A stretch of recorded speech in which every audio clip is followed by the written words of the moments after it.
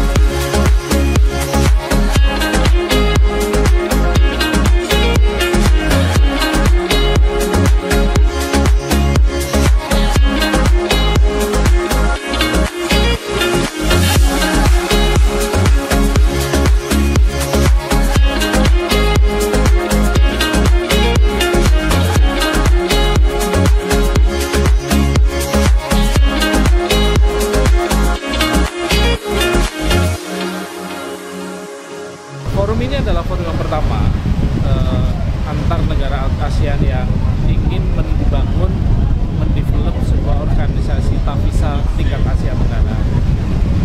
Atas nama pemerintah tentu saja kita mendukung.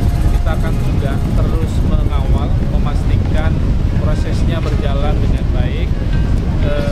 Jangan terlalu tergesa-gesa, tetapi lebih baik kemudian matang, sehingga rencana-rencana ke depan seperti katanya ingin ada TAFISA Games di tingkat Asia Tenggara jauh lebih matang persiapannya, tidak buru-buru.